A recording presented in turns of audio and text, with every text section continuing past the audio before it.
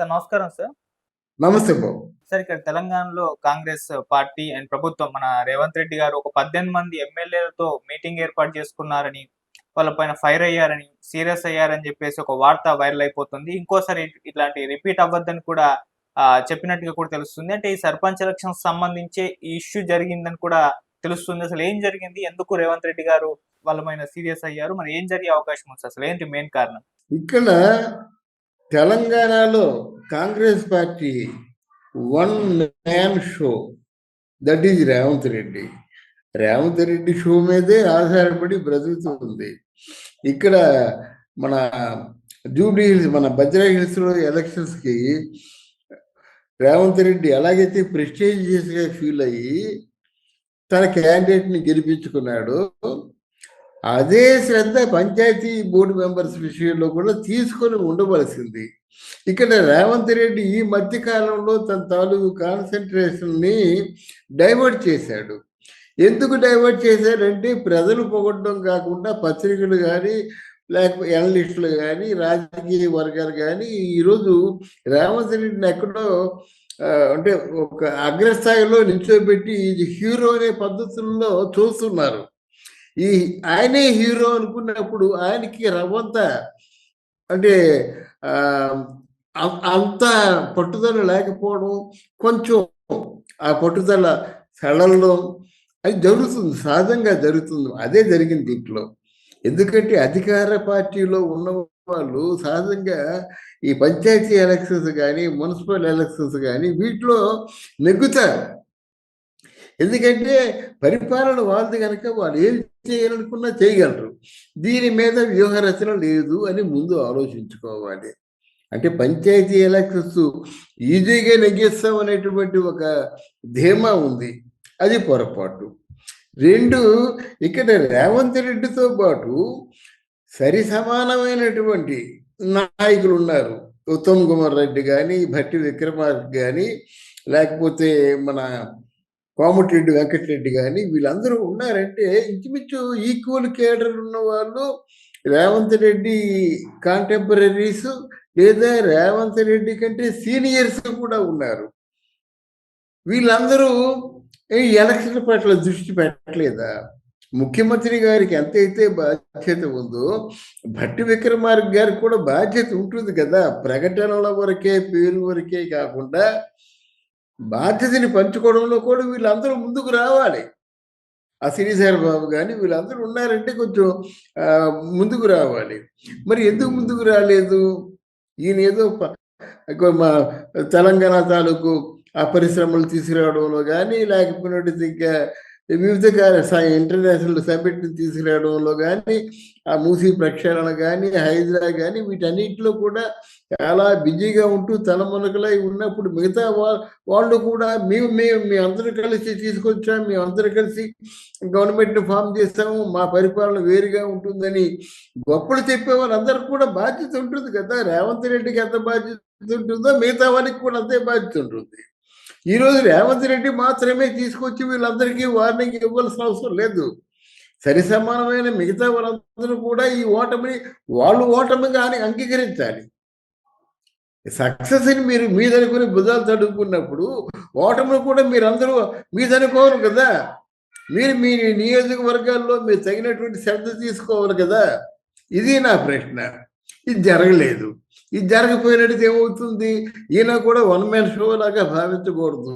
పార్టీలో ఉన్నటువంటి కాంటెంపరీస్ అందరికి కూడా ఇది సమిష్టిగా ఉమ్మడిగా మనందరూ కలిసి పనిచేసుకొని దీన్ని 10 సంవత్సరాల పాటు పరిపాలిస్తానని చెప్పాడు కదా తెలంగాణని.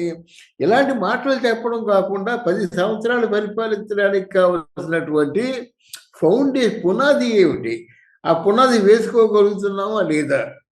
యువతల కేటీఆర్ గట్టి పోటీ ఇస్తున్నాడు. కేసీఆర్ తాలూకు ఆ ప్రణాళిక, వ్యూహరచనలో కేటీఆర్ పోటీ ఇస్తున్నాడు, ప్రెస్టేజ్ తీసుకుంటాడు. వాళ్ళు డబ్బులు ఖర్చు పెడుతున్నారు, వాళ్ళు కూర్చోలేదు కదా. వాళ్ళు ఎలాగ అంటే ఏ మార్గాన్ని అనుసరిస్తేనే సరే నెక్స్ట్ వాళ్ళు మళ్ళీ గవర్నమెంట్ ఫామ్ చేయాలనేటువంటి పట్టుదలతో బీఆర్ఎస్ పార్టీ ఉంది. అవతల వాళ్ళు అంటే వెంటబడుతూ వస్తున్నారు, దాడి చేసుకుంటూ వస్తున్నారు, మీ నిద్ర పట్టనివ్వడం లేదు. అలాంటప్పుడు మీరు ఎంత జాగ్రత్త తీసుకోవాలన్నదే ప్రశ్న. ఆ జాగ్రత్త తీసుకున్నారా లేదా అన్నది మీకు మీరే ఆలోచించుకోవాలి. రేవంత్ రెడ్డి అండ్ వర్గం మాట. 4 పనులు చేస్తున్నప్పుడు 4 పనుల్లో ఒకటే కాన్సంట్రేషన్ చేసినప్పుడు మిగతా వాళ్ళు మిగతా కార్యక్రమాలు చూసుకోకపోతే అందులో కూడా ఎలక్షన్ అయినప్పుడు ఈ ఈ అధికార వర్గానికి ఏంటంటే వెసులుబాటు ఎక్కువగా ఉంటుంది. జనం దగ్గరికి వెళ్ళొచ్చు, జనం దగ్గరికి వెళ్ళి మీటింగ్ అంటే అందరూ వస్తారు. ఒకవేళ వాళ్ళు ఏదైనా కొంచెం ఆకర్షణీయంగా వాళ్ళని తమ వైపు మలుచుకోవాలంటే మలుచుకునే అవకాశం ఉంటుంది. పోలీసు వర్గాలు వాళ్ళ చేతుల్లో ఉంటే అందరూ వాళ్ళ చేతిలో ఉంటారు కదా. ఇన్ని వనరులు మీకు ఉండి కూడా మీరు ఎందుకు ఓడిపోయారో మీరు ఆలోచించుకోవాలి. అది. అది నెక్స్ట్ మున్సిపల్ ఎలక్షన్స్ డెఫినెట్‌గా మనసు పెడతారు. ఈ వీళ్ళకున్నటువంటి వసతులన్నీని వీళ్ళు అంటున్న మాటల ప్రకారంగా 10 సంవత్సరాలు కాంగ్రెస్ పార్టీ పరిపాలనలో ఉండాలంటే అందరూ పనిచేయాలి. కాంగ్రెస్ పార్టీలో మేము నాయకులు అని చెప్పుకుంటున్న వాళ్ళు అందరూ పని చేయకపోయినట్టయితే ఒక్క రేవంత్ రెడ్డి మాత్రమే అది అయ్యే పని కాదు. రేవంత్ రెడ్డి పిలుస్తాడు.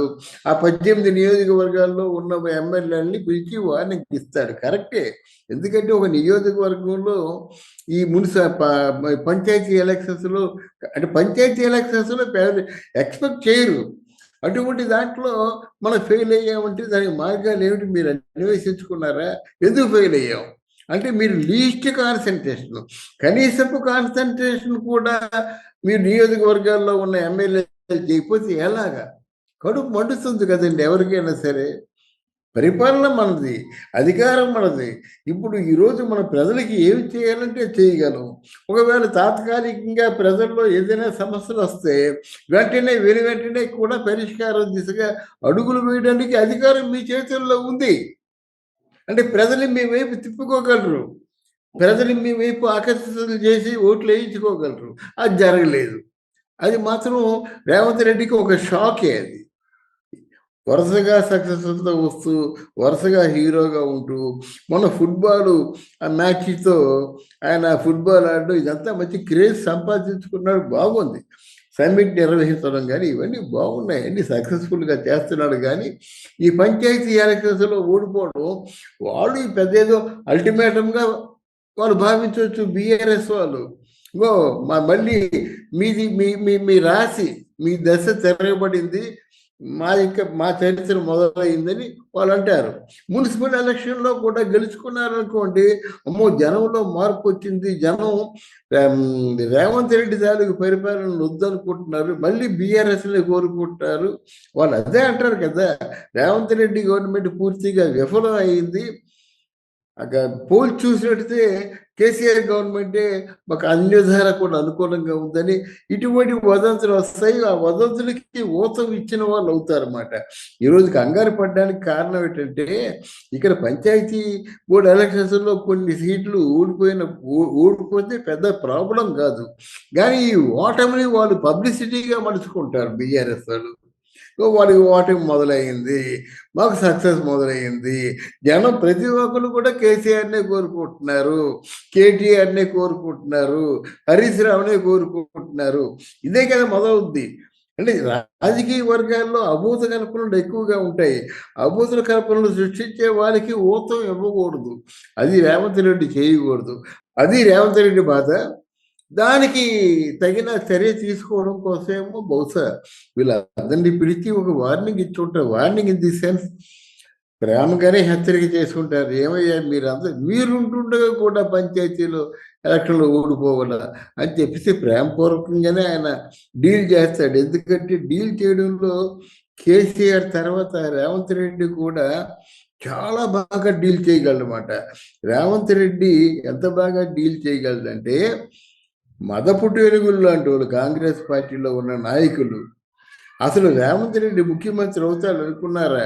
కానీ వీళ్ళందరినీ కూడా కన్విన్స్ చేయడంలో నేను ముఖ్యమంత్రిగా ఉంటాను, మీ అందరికీ న్యాయం చేస్తాను, మన పార్టీకి ఒక ప్రతిష్ట తెస్తాను అని చెప్పిన మాటల్ని కన్విన్సింగ్గా చెప్పగలిగాడు. ఇక్కడ రేవంత్ రెడ్డి ఎదుటి వాళ్ళని కన్విన్సింగ్గా ఒప్పించడంలో ఉద్దండు. ఆ కేసీఆర్కి ఎంతైతే మంచి టాక్టీస్ ఉందో ఈయనకు ఉందన్నమాట. ఆ విధంగా చేసి ఉంటాడని నా నమ్మకం. Anyway Revanth Reddy can achieve the goal. డెఫినెట్గా ఆయనకు ఒక షాపు తగిలింది కనుక పంచాయతీ బోర్డు ఎలక్షన్స్లో ఎటు పోవు, అన్ని సీట్లు ఆయనే కైవసం చేసుకుంటాడు. రాబోయే ఎలక్షన్స్ గురించి కూడా ముందుగానే సంసిద్ధంగా ముందు జాగ్రత్తగా ఉంటాడు. మిగతా వాళ్ళకి కూడా జాగ్రత్తగా ఉంచుతాడు. మిగతా వాళ్ళకి అందరికి కూడా బాధ్యతలు పెంచుతాడు. అంటే సమఉజ్జీలుగా ఉంటూ జనంలోకి వెళ్ళి జనంకి కాంగ్రెస్ పార్టీ పట్ల ఒక మంచి అభిప్రాయం కలిగజేసి, ముఖ్యంగా రేవంత్ రెడ్డి గవర్నమెంట్ మళ్ళీ వచ్చేలాగా మాత్రం పునాదులు వేసుకోవడానికి ఈ మున్సిపల్ ఎలక్షన్స్ ఉపయోగపడతాయని నేను అనుకుంటున్నాను. Thank you so much sir. Thank you.